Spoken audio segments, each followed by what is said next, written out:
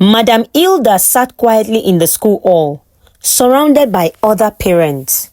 The chairs were neatly arranged, the school banner hung at the back of the stage, and the head teacher stood with a microphone announcing names.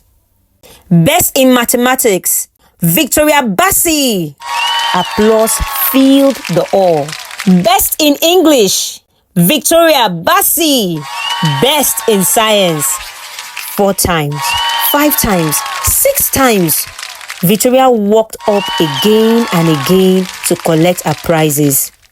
Hilda clapped along with the other parents, but her eyes remained fixed on the girl. She was in Henry's class, year 2 diamond. Same age, same school, yet completely different. After the ceremony, as the hall emptied, Mr. Tony, Henry's class teacher, walked over to Hilda. Good afternoon, ma. Oh, good afternoon, Mr. Tony. Well done. He nodded. Ma'am, I just wanted to mention, Henry is trying, but this term was tough for him. His math is weak. He's improving slightly in literacy, but overall, he got a C-. Hilda's face changed. Oh, ma, he's not a bad student. He just needs more practice and fewer distractions. I believe he can do better. Okay, thank you. I'll work on it, she said. As they finished speaking, Hilda spotted another parent at the far end of the compound, Mrs. Bassi, Victoria's mother. They lived in the same estate, so they were already acquainted. Hilda walked up to her. Good afternoon.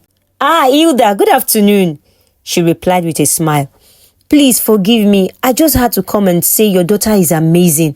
The way she collected all those prizes. Wow, how do you do it? Help me. Mrs. Bassi laughed.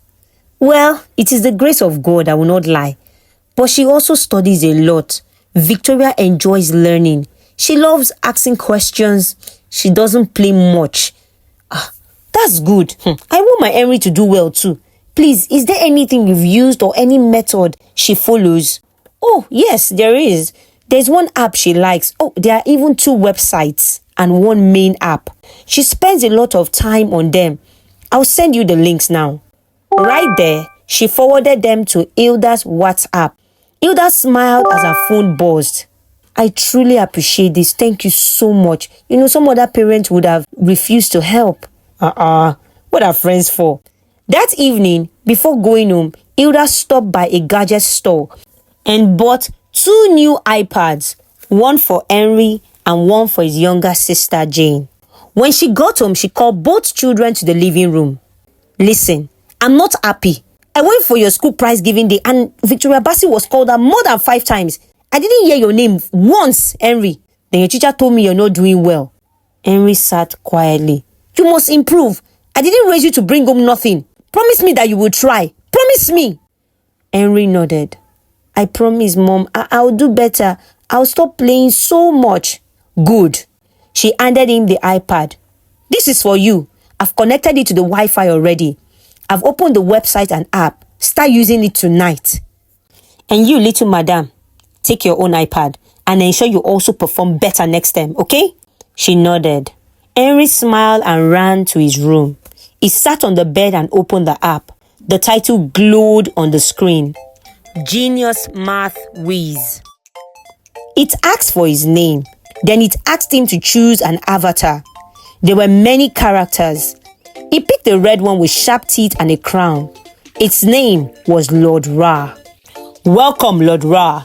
To become a math whiz, say this aloud. I promise to uphold the code. I promise to never give up. Henry repeated it. The game began. The first question appeared. 10 minus 2. 10 monsters popped up on the screen. The app told him to destroy 2. He tapped 2 of them. They vanished with a scream. The rest remained. How many are left? The voice asked. Henry counted. 8. Correct! He shouted, yes, and punched the air. Next came 5 plus 2. This time, he chose a bird avatar. In the game, he flew into a bird's nest and stole 5 eggs. Then he flew into another nest and took 2 more. He dropped everything into his nest. "How many eggs do you have now?" "7, Henry shouted. The birds in the other nest cried as their eggs disappeared, but Henry didn't care. It was just a game. He was winning, and that made him happy. He played and played, one level after another. That night, he placed the iPad beside his pillow and whispered to himself, "I won't disappoint Mom. I'll become the best in my class. I'll become a math whiz." The next morning, the dining table was set, but Henry barely noticed. His eyes were glued to the screen of his iPad. Even as his sister Jane quietly spooned cereal into her mouth, Henry's fingers kept tapping. "Henry, put that down," his mother said, pouring juice into a cup. "No, just 1 minute, Mom, please," he mumbled without looking up. Mr. Coker lowered his newspaper.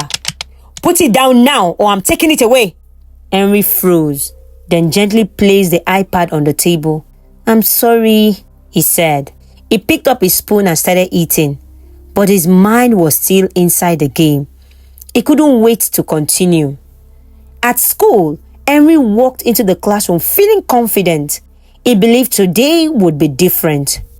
"Henry," Mr. Tony called, "come and solve this on the board." He picked up the chalk and looked at the question. He smiled. That looked easy. But as he tried to work it out in his head, the numbers twisted. His hands trembled slightly. He wrote the answer, 80. There was a pause. Mr. Tony looked at him kindly. "Henry, please try again." Henry stared. The class began to giggle. "It's 90, someone whispered. The laughter grew. Henry stood there frozen. His ears burned. By the time he got home, he didn't greet anyone. He dropped his backpack at the door, walked straight to his room and turned on his iPad. He had already made a vow to himself. No one will ever laugh at me again. No one will ever call me a dummy. The screen glowed. A new level had been unlocked. "Welcome to the Temple of Zeus." A voice echoed from the speakers. "To enter, you must take the oath. I promise to obey the temple rules. I promise to fight with honor. I promise to live by the code." Henry sat up straight and repeated the words slowly. Then the maths game began. Henry scrolled through the ancient warrior faces. He picked Ares, the god of war. Strong, fearless, powerful. Suddenly, he was in a dark temple with torches burning on stone walls. Monsters rushed at him, each carrying a number. "Defeat the right one to solve 45 divided by 5. He looked around. 10 monsters. He tapped 9 of them down with fierce energy. "Correct!"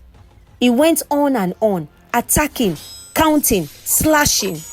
His mom opened the door and peeked in. She saw him focus, frowning, fingers dancing across the screen. At least he's not outside wasting time, she thought. At least he's learning. But just as she left the room, Jane walked in quietly. "Henry," she whispered. Please, do you know where my sharpener is?" He didn't respond. "Henry, please, can you tell me? I've checked everywhere." Still no answer. She stepped closer. "Henry!" he snapped. "Leave me alone. Can't you see I'm doing something important?" Jane stepped back, eyes wide. She turned and walked out, her head low. Henry had never yelled at her before. Back in her room, she sat quietly for a while. Then she picked up her own iPad and opened her favorite dress-up game. A soft voice welcomed her. "Who do you want to become today?" She scrolled through the options. Fairy, witch, angry mother, rainbow girl, ice queen. She tapped on fairy. A small figure appeared on the screen. Jane dressed her carefully. Pink wings, silver gown, shiny shoes, and a golden wand. Then came the crown. As she placed it on the fairy's head, music played softly in the background. "Jane is a fairy. She's extraordinary." She smiled. And so, while Henry kept slashing monsters in the temple of Zeus, Jane quietly became a fairy queen in her own world. That night, Henry had a strange dream. He was dressed like a superhero with a black cape, leaping from one rooftop to another. His arms moved with force as he destroyed monster after monster.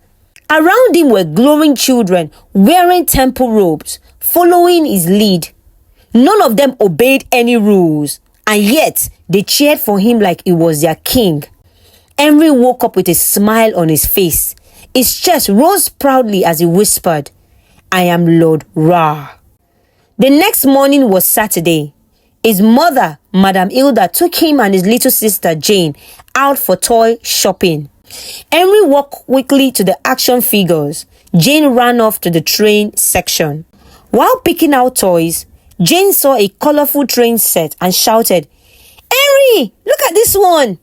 But Henry's eyes widened. "Oh my God, that's what I wanted to pick! But I saw it first!" Henry frowned. "You are mad! How can you say you saw it first? It's mine!" Madame Hilda turned sharply. "Henry, don't ever use that kind of word again. Apologize now." "But Mom," she said. "Henry, no excuses." "Sorry, Jane." "Louder!" "I'm sorry," he said again. His mother turned away. He stuck out his tongue behind her back.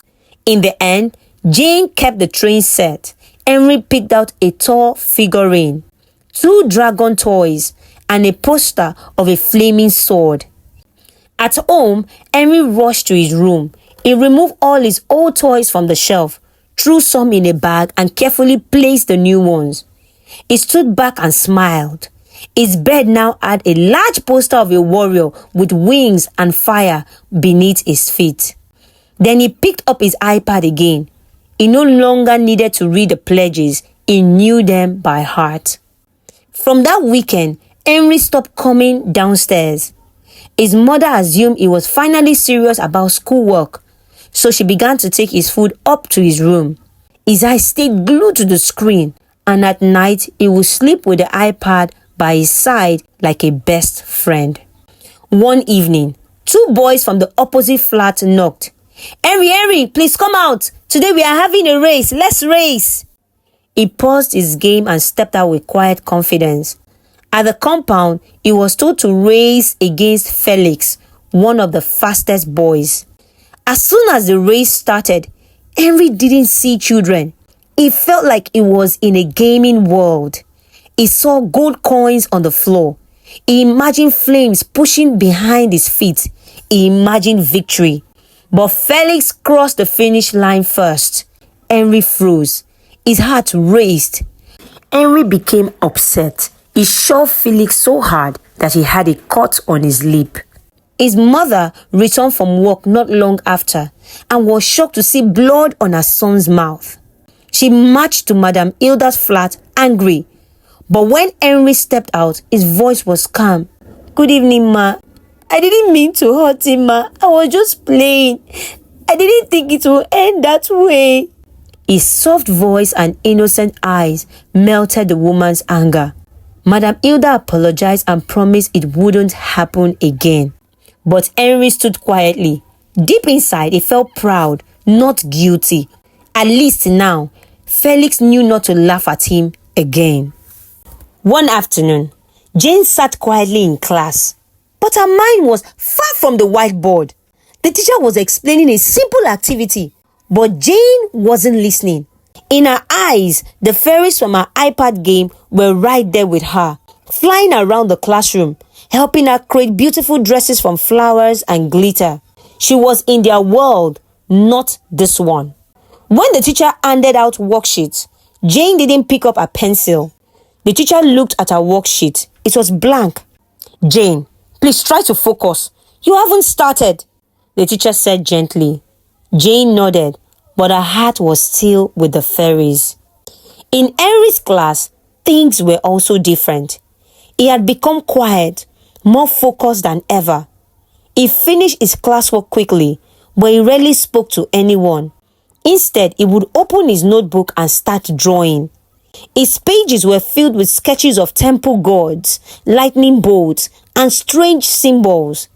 He never showed anyone. One afternoon, while the other boys played and chatted before the bell, Henry stayed in his seat, shading a drawing of Ares, the god of war. A classmate leaned over and snatched the sheet from his hand. "What's this?" the boy laughed, waving it in the air. The others turned and started giggling. Henry stood up, his hand clenched. Give it back now!"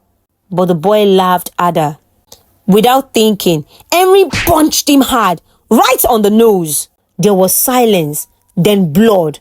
The boy fell back, crying. Henry's face dropped. I'm sorry, he whispered, staring at the blood. That evening, Madam Hilda received a call from the school. Her heart sank as she listened. When Mr. Coker returned from work, she told him everything. Mr. Coker sighed and loosened his tie. "You know our son is a young boy. They fight. It happens." "Babe, no, it doesn't happen like this. It's not Henry, not my son. Something is changing." "Babe, relax. He's just discovering himself. Don't overthink it." "Babe, I'm not overthinking anything. He's doing well in school, but something isn't right. He's always in his room. He barely talks to Jane and this." "Okay, baby, it's fine. I'll talk to him. Would that make you happy?" "Of course it would." But he never did. The next morning, before the children even woke up, he was already out the door, rushing off to another business meeting. Jane sat cross-legged on her bed, her iPad glowing in front of her. She had just unlocked a new level on her favorite dress-up game, but something felt different. There were no fairies this time. Just two choices: Little Witch, Ugly Ogre. Jane hesitated, then tapped on Little Witch. The screen flashed. Her face appeared on the character, but the body belonged to the witch. She was asked to pick a broomstick. She chose the shiny pink one. Then came the pointy hat. Then the glowing orb. It was all fun. When she finished dressing her character, music started playing. The screen showed a group of girls in Egyptian-style robes. They had wide hips and moved in rhythm, dancing and dropping low. Jane put her tablet on the bed and copied them. When she stopped, the screen flashed again. Crown unlocked. Jane the Little Witch. That afternoon, their mom called them to the dining table for lunch. Jane came down quietly. Henry showed up wearing a cape over his clothes. Hilda looked at him. "Please, take that off before you sit." Henry shook his head.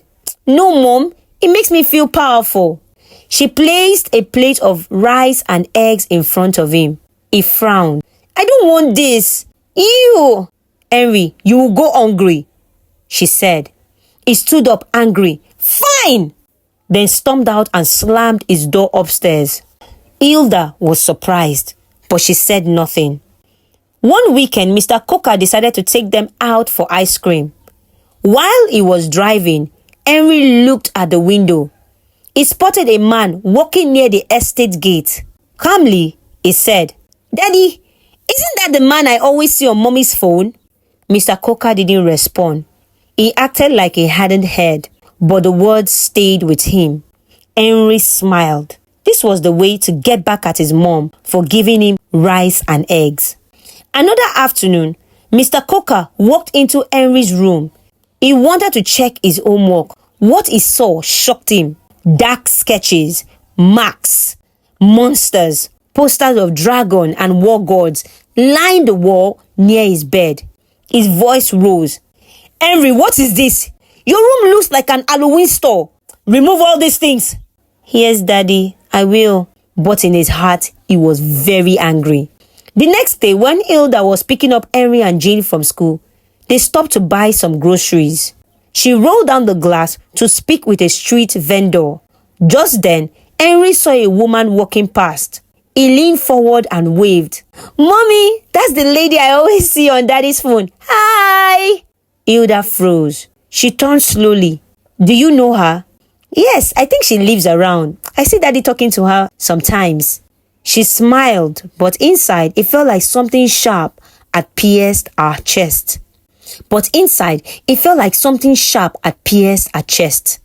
That evening, Mr. Coker and Hilda barely spoke. They both carried their thoughts quietly, each one wondering, could it be true? Henry's behavior got out of control. The family no longer did their morning devotions. Everyone was too busy. At night, Hilda would hear strange noises coming from Henry's room.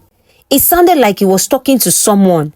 She would get out of bed and check, only to find him fast asleep, breathing quietly. It happened again the next night. But this time, she also heard laughter from Jane's room.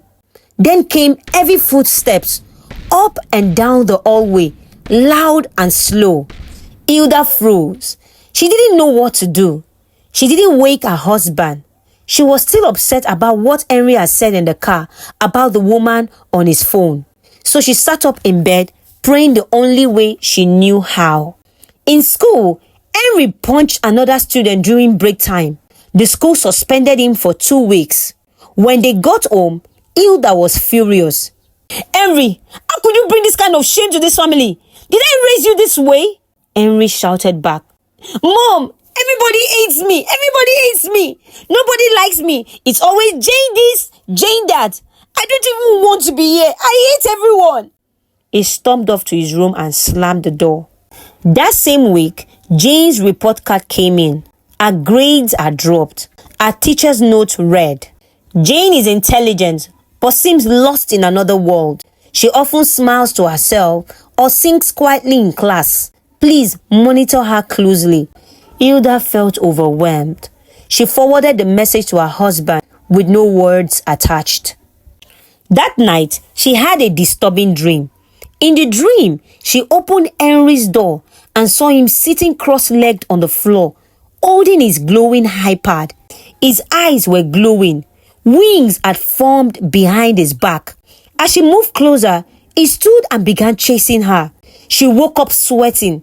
She knew something was wrong. That morning, she got dressed and went straight to her pastor's house. Pastor Abigail, I don't know what's happening to my children. The teacher is saying Jane is talking to herself. I don't even know what is wrong with my son Henry. Pastor Abigail listened, then she stood up. We need to go to your house right now. This is spiritual warfare. Get up, let's go. When they got to the house, they heard a loud thud. Hilda screamed and ran up the stairs. Henry! She found him lying on the floor, still holding his iPad. His eyes were wide open, but he wasn't moving. Jesus! She cried, cradling him. Pastor Abigail dropped her bag and began to pray in tongues. As she prayed, Jane walked in, looking terrified. Mommy, what's happening? Suddenly, the power of God came upon Jane, and she started screaming and dropped to the floor. In the same moment, the screen of Henry's iPad shattered, and far away in Jane's room, her own iPad screen cracked too. Henry's body began to vibrate. He was chanting words under his breath, but Pastor Abigail kept praying. Every evil spirit that came through any game, out in the name of Jesus. After some minutes, the atmosphere shifted. Henry and Jane both went still. Then suddenly, they opened their eyes. Pastor Abigail looked at Hilda. Please, did you put any game in your children's iPad? Yes, ma, I did. Did you even vet it? It was just that a parent told me that was the same game that helped our child. So that's why I introduced it to my kids. Hilda, that was wrong. Your children were initiated spiritually. You must be alert. You must take charge now. And the prayer doesn't even end now. You and your husband have to stop being busy and focus on your kids before the enemy takes a hold of them. Hilda nodded with tears in her eyes. She picked up her phone and called her husband. Coca, Henry almost died today. What? Yes, they were both unconscious. It was those educational games on his iPad. Pastor Abigail is here. She prayed and they are okay now. I'm sorry. I should have listened. Do you know Henry told me you had a male admirer? He told me the same. Hilda said, surprised. God, how did we allow our son outsmart us? From that day, The Cookers returned to their morning devotions. They led their children to Christ right there in the living room. They were both homeschooled for a while, and their parents paid close attention to everything they consumed. Okay, before we get back into the story, if this true life story has stirred something inside of you and is calling you to prayer and to take your relationship with God and prayer life seriously, I'm inviting you to please join the membership for just $1 a month, where you get scripture cards. And this also includes member-only videos where you get interviews from other Christians, where you can learn from their ups and their downs as well. If that sounds like something you would like to do, I'm going to leave it in the pinned comment below. So let's get back to the story. One afternoon, while scrolling through her phone, Hilda saw a Facebook post. Rest in peace, Victoria Bassi. Shocked, she called Victoria's mom immediately. Mommy Victoria, what happened? The woman spoke through tears. My sister. Victoria kept saying she was hearing voices from the sea. She said she needed to go. One morning, she fell from the balcony, just like that. Hilda put her phone down slowly. Her hands were shaking. She went down on her knees and cried.